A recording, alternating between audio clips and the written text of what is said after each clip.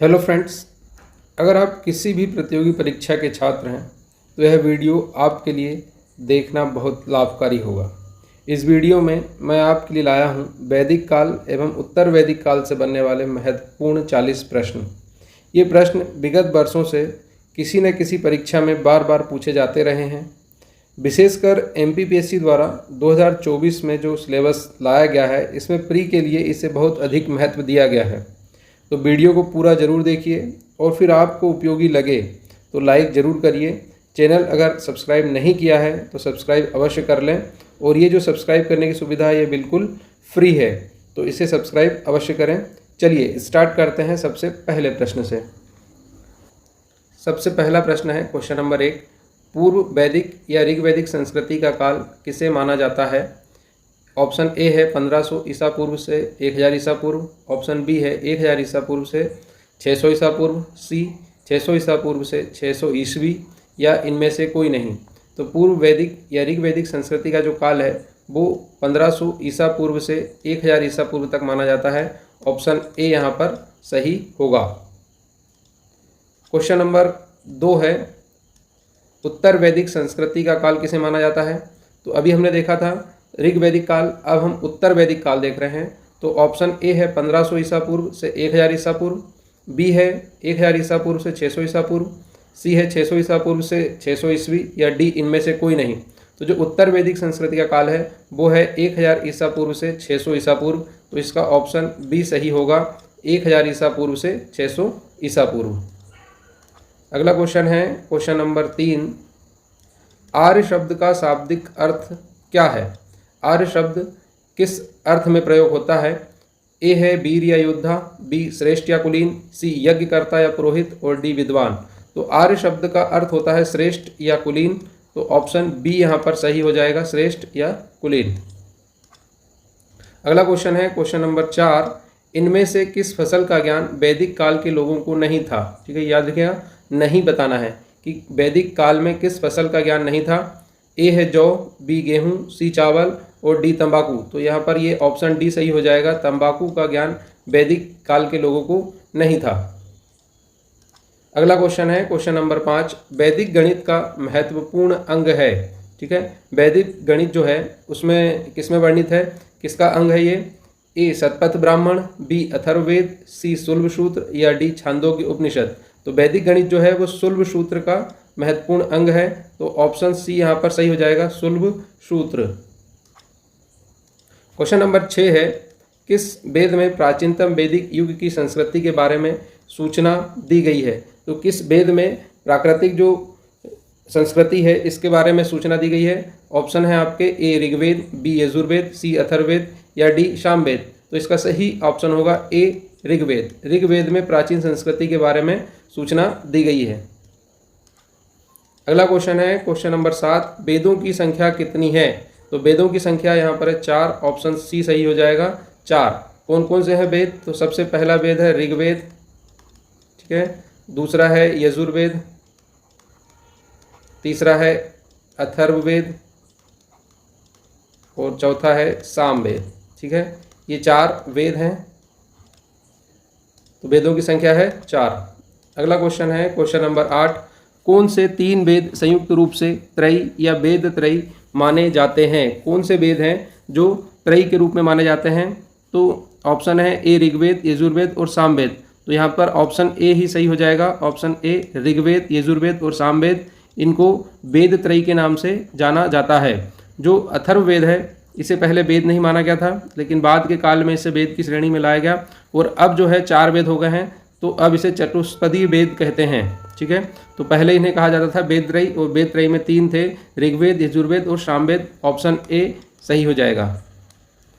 अगला क्वेश्चन है question number 9, Bharat के राज्य चिन्ह में प्रयुक्त होने वाले शब्द सत्यमेव जयते किस उपनिषद से लिए गए हैं?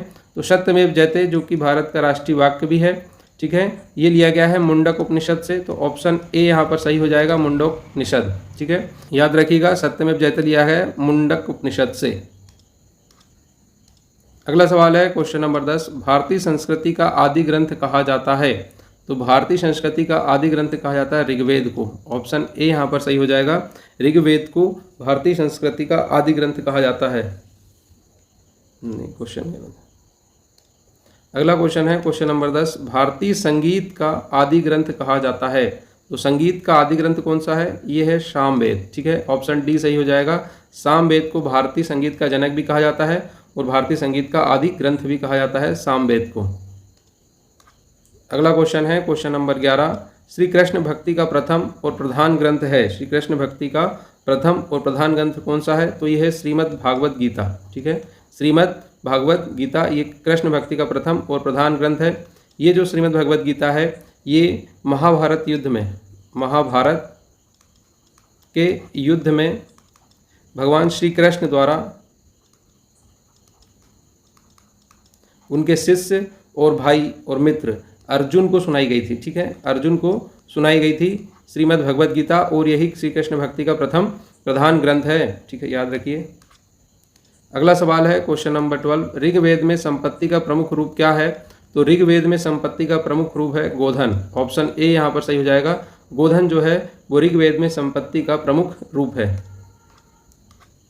क्वेश्चन नंबर 13 है, पुराणों की संख्या कितनी है? ठीक है, ये पुराण है। पुराणों की संख्या कितनी है? तो पुराणों की संख्या है 18। ऑप्शन ए सही हो जाएगा। यहाँ पर कुल पुराणों की संख्या है 18।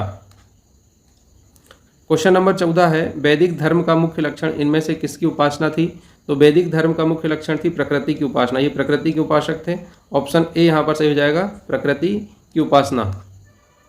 अगला क्वेश्चन है क्वेश्चन नंबर 15, किस देवता के लिए ऋग्वेद में पुरंदर शब्द का प्रयोग हुआ है? तो पुरंदर शब्द का प्रयोग हुआ है इंद्र के लिए। क्योंकि ये क्वेश्चन थोड़ा अलग होना चाहिए था कि इंद्र शब्द जो है वो किस देवता के लिए प्रयोग हुआ है, तो पुरंदर के लिए। क्योंकि वैदिक काल में या हम जो देखें सनातन संस्कृति में इंद्र जो है वो किसी देवता का नाम न होकर इंद्र एक उपाधि है। ठीक है, जो कि सभी देवताओं के प्रमुख होते हैं इंद्र। तो वर्तमान में जो जिस इंद्र की पूजा होती है जो वैदिक में वर्णित है वो है पुरंदर। पुरंदर ही इंद्र की उपाधि पर अधीन हुए थे।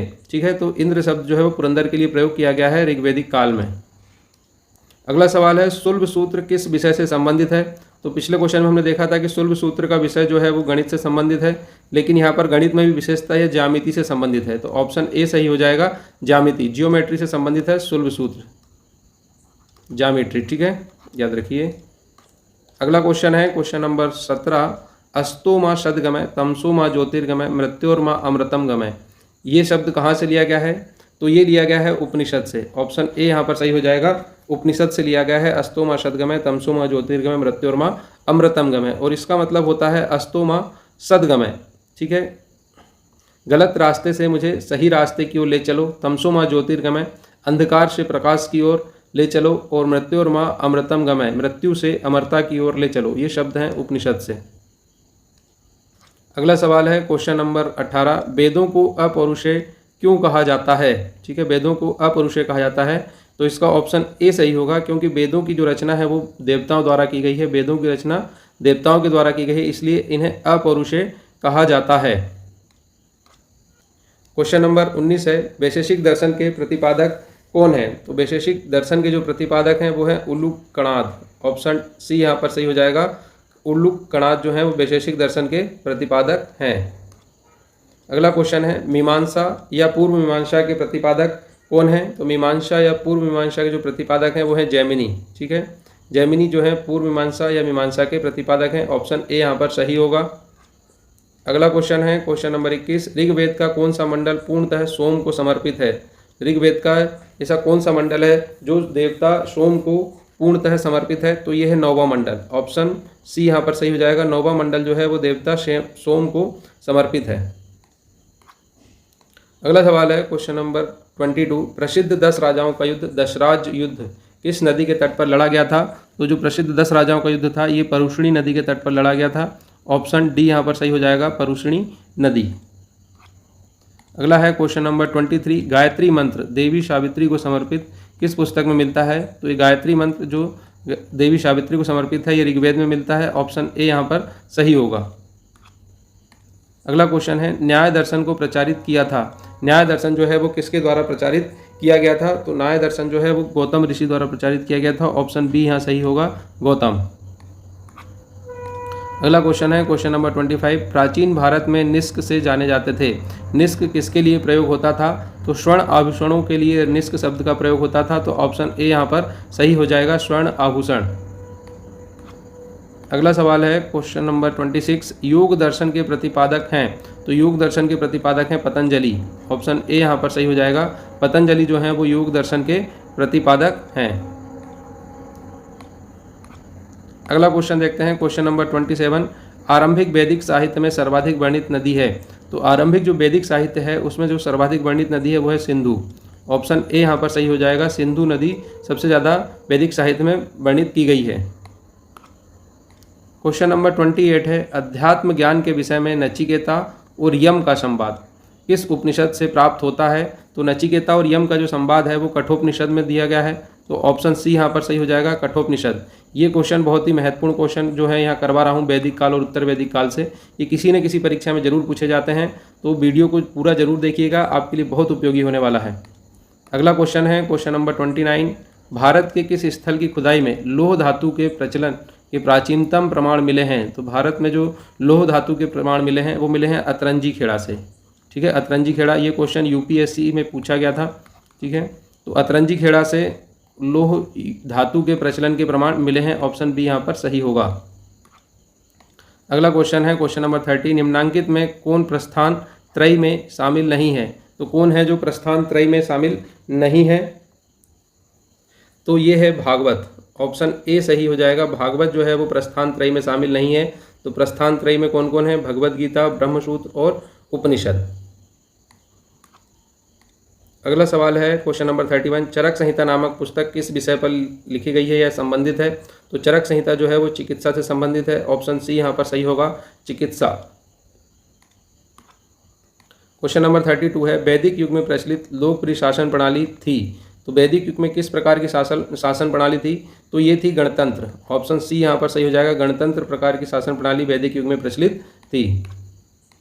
अगला सवाल है सांख्य, योग, न्याय, वैशेषिक, मीमांसा एवं वेदांत, ये 6 प्रकार के दर्शन हैं। इन 6 भिन्न भारतीय दर्शनों की स्पष्ट रूप से अभिव्यक्ति हुई है। तो किस युग में या किस काल में इन 6 भिन्न दर्शनों की स्पष्ट रूप से अभिव्यक्ति हुई है? तो ये हुई है वैदिक युग में। ऑप्शन ए यहाँ पर सही हो जाएगा, वैदिक युग में इन 6 भारतीय दर्शनों की अभिव्यक्ति हुई है।